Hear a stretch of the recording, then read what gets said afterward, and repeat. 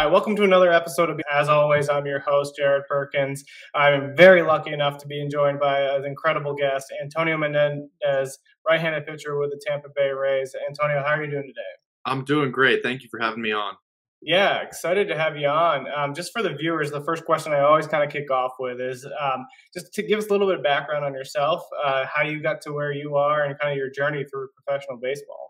Yeah, I had a roller coaster of a baseball career so far. I'll just touch on little bits and pieces. I wasn't heavily recruited early on in high school, and finally, got an offer from Wake Forest along with 30 other teams, kind of all at once. I was at a perfect game event. Coaches were there to see another player on my team, and I happened to pitch and pitch well, and all of a sudden, I had 30 college offers. So next thing you know, I went through the recruiting process of going and visiting different schools and narrowing my choices down, and I picked Wake Forest. Show up to Wake and had an okay freshman year. There was a lot of expectation for me, I think, going in terms of my role, and I struggled mentally. It was the first time outside of high school for me to actually struggle on the baseball field. I'd never given up a home run in my life up until that point.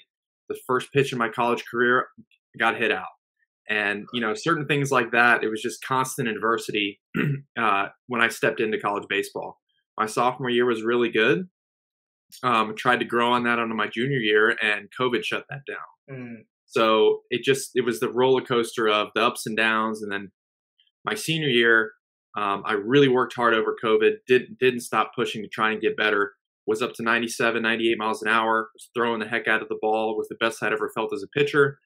Threw really, really well, was competing with a teammate of mine, Ryan Cusick, to try and be the Friday night guy at Wake. He ended up being a first-round pick, very successful player. We were battling it out, pushing each other to be the best that we could. And the week before the season started, I actually tore my UCL. So rode another high and then tore my UCL. So I missed my entire senior season at Wake. Lucky enough to still get drafted, basically after missing two years with COVID and TJ.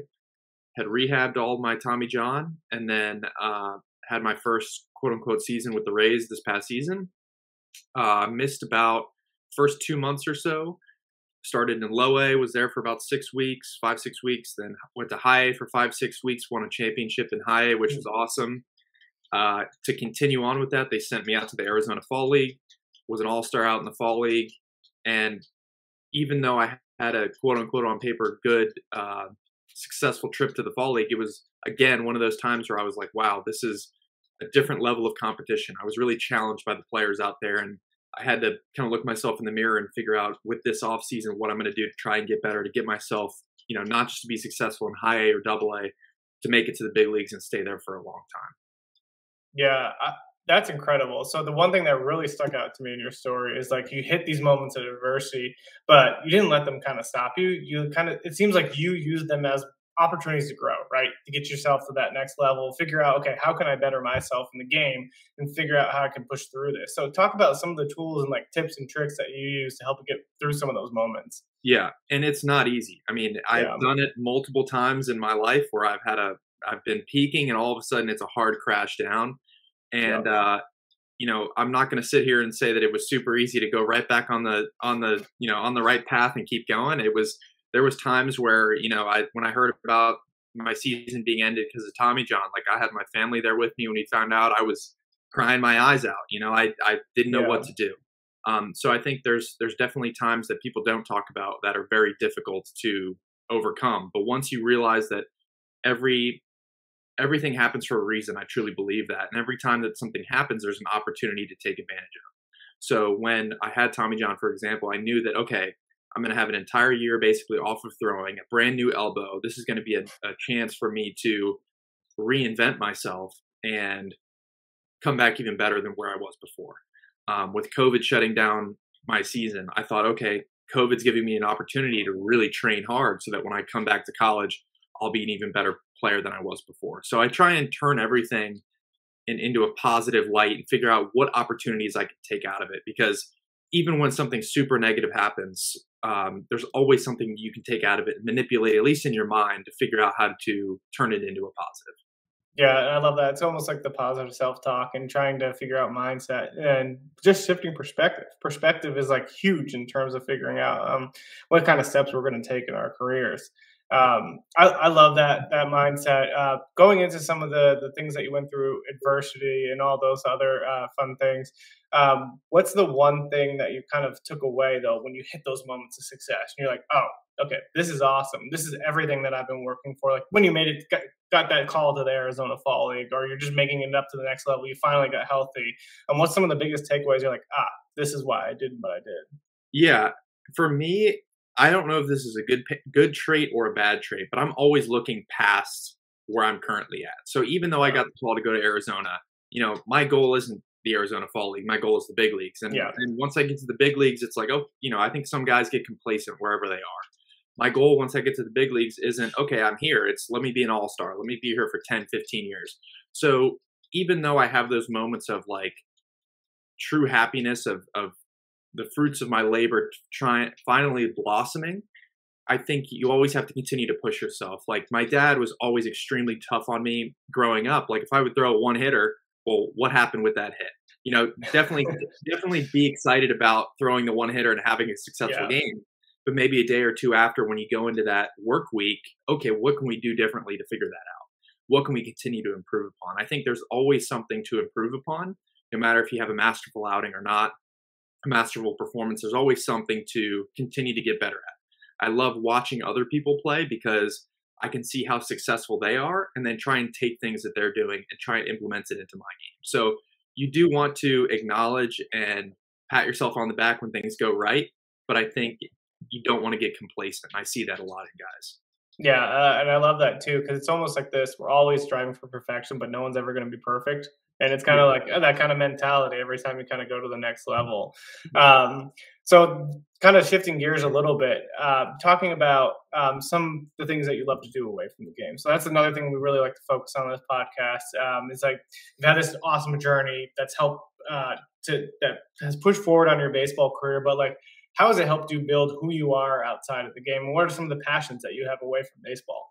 Yeah. So one big thing is I was a finance major at Wake Forest. So it was a big reason why I went to Wake. So because of that, I'm always business minded. I always have something business related going through my head that I want to try and pursue. And sometimes, unfortunately, baseball gets in the way of that, of my time, that I could spend somewhere else. But baseball is my passion. So I have to pick and choose what I want to do outside. Currently, I have two projects that I'm really invested in. One, I'm actually starting my own glove company. Oh, very cool. This is a long story, but I'll make it short. Basically, I got a glove from a glove company I won't name through my agent. The glove broke basically right away. A lot of people use it because it's very customizable. It's cool. And it broke right away. I was pissed. So I actually used my resources from what I learned in school, and I called the manufacturers of all the big glove companies in the world. And I said, hey, can you make me a glove? And basically their answer was yes. So I got this really cool glove that was very unique, and I wore it all season. And all of my teammates were like, I want one of those. That's really cool. I slapped my own logo on it. You don't have the big logos of these, companies on it. And I did whatever I wanted. And I'm building a platform with my glove company. My branding is basically that players can use it as a piece of art to represent whatever they want. I think about people with families that, let's just say have breast cancer, and that's something that's very important to the player. They can have the breast cancer ribbon all over the glove. They can represent something important in their life on their glove as a piece of art, and that truly represents them. And sometimes I think these big glove companies take away from that, and it's about marketing and having their logos on it. So I started my own glove company. We're getting ready to launch our new site. We were building a custom 3D customizer with the glove and everything on a website. I think it's going to be really cool. That should be coming out in the next week or two. And then the second thing was I built a platform. I love to try and learn new things on the side. And one of those things is I like to try and learn coding because it's very applicable these days. And I kind of helped to code a Discord page, basically that sets a platform for pro players to help coach younger athletes. So younger athletes can join the Discord page, and basically people can connect with a professional player. They can link up and talk to them socially, or they can actually set up lessons and virtual training. That's And I've awesome. been training a couple kids on that. So that one is called Athlete Access. It's on Discord. We have an Instagram as well. And the glove company is called Pro Spec Gloves. So that'll be launching in about a week or two. That's awesome. We'll definitely have to throw some links in there once we. Yeah, sure. That's cool that you've just found these like not many people before they get to that stage, like, but there's guys who don't even think about what they're going to do next outside of baseball before they even get to the end of their career. The fact that you're not even into like the beginning of your career basically, and you've already started thinking about these other programs. The other thing I noticed too is like you chose your school based on the potential major, where you don't hear that from a lot of athletes either. They kind of choose a school like, oh, this is the best baseball school, but you were like, what's something that can find me an opportunity that potentially, like, if baseball doesn't work out, of course you're going to give 100% to baseball, but there's always that potential that it might not work out. What made you like kind of focus in on Wake Forest and being like, oh, this is something I want to do outside of the game, and this is a really good opportunity? Yeah, going through when I got those 30 offers basically in 1 week, it was overwhelming because some of Yeah, those schools were top-notch baseball programs at the time, were in Omaha every single year, and some of them were not. And some of them were very educational based, and some of them were very athletically focused. And I had good coaching by my parents in terms of it's my decision that I'm going to make for myself, but make sure you make the best decision for you and your future.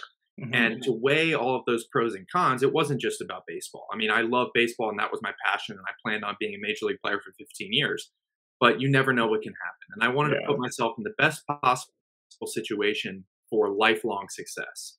And with Wake Forest, they offered an incredible business program there that I got into, luckily. The baseball was in the ACC, so you have great competition.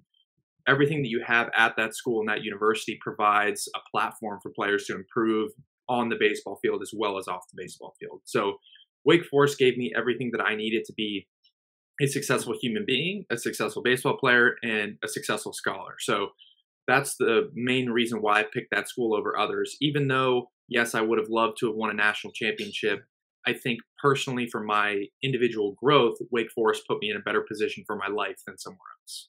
I love that, and I think that's maybe one of the first times I've heard that on a podcast in an interview that I've given. That I mean, that's just so cool. It's been awesome to just kind of learn about your journey. I do want to dive into a couple fun questions here as we kind of wrap things up. First, Yep. I got to ask is, did you have a video go viral at some point in a bullpen out of Wake Yep. Forest? I got to ask Yes. about that. Yeah. So this actually started from my freshman year not being so great mentally. I was struggling because basically because I'd never given up a homer before. I'd given up a homer and I was scared to throw the ball in the zone because I thought I would get hit. Yep. So Yeah. um, basically, when I went to my freshman off season in the Valley League where I played, there was a kid that would drink pre-workout before he'd go in and pitch, and it said it would get him excited. And I was like, you know what? I'm willing to try anything. So I tried that, and uh, it worked. You know, I got me excited to pitch. I get back to Wake the following year, my sophomore season.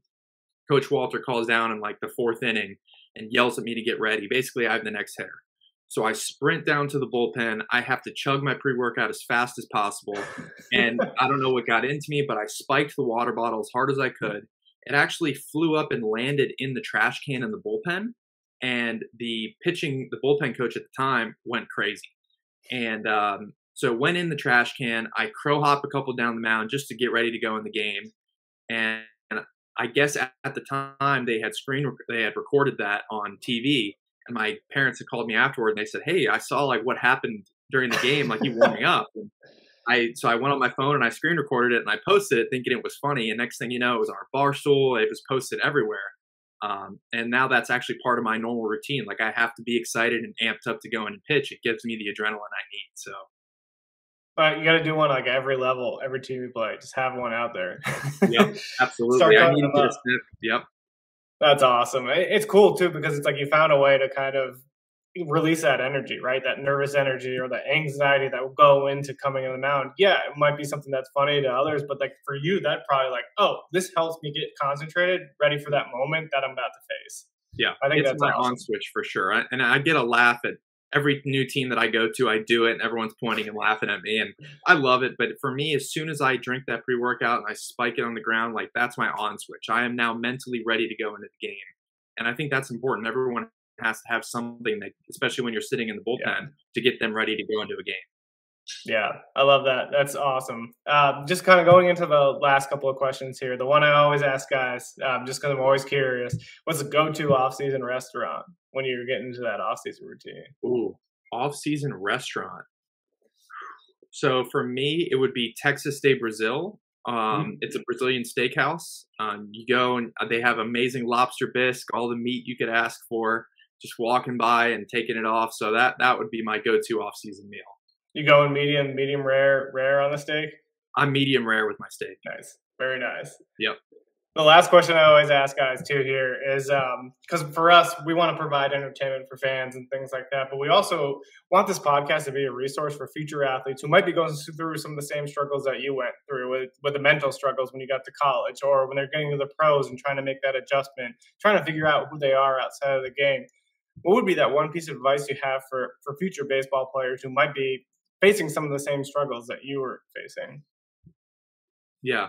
I would say no matter what pitfalls you're going through or feeling, I think you have to continue to believe in yourself and believe that you're going to get through anything. I think sometimes that positive self-talk that we talked about isn't talked about enough. I think continuing to believe that you can do it or overcome whatever adversity that you're feeling is the most important thing. I think if you've mentally given up, no matter what else happens, even if things start to roll in your direction, you're going to continue to fall back into those pitfalls. So having a positive self-talk, positive direction, dreaming, and honestly believing that you're going to get to that next level, picturing yourself at whatever your next goal is, and truly imagining that you're going to be there and having that thought in your head at all times is what's going to get you through those pitfalls.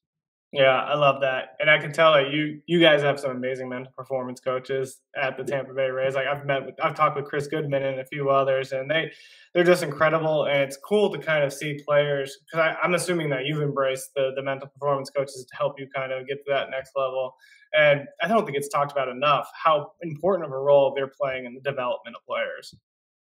It is. It's very important. I think sometimes people get on cruise control when they're doing well, they're having success, and they kind of forget about the mental side until all of a sudden they hit a pitfall and they don't know how to handle it. So the mental performance, sometimes you use it as a crutch because when you're coasting and you're doing well, you don't really think about it. But as soon as something happens that puts you in that downward spiral, you need something as a crutch to get you back up. Yeah, I love that. This has been one of the best interviews that I think we've ever done. And Antonio, I can't thank you enough for joining us. We're wishing you nothing but the best coming to the 2023 season. We'll definitely be watching. Awesome. Thank you so much for having me.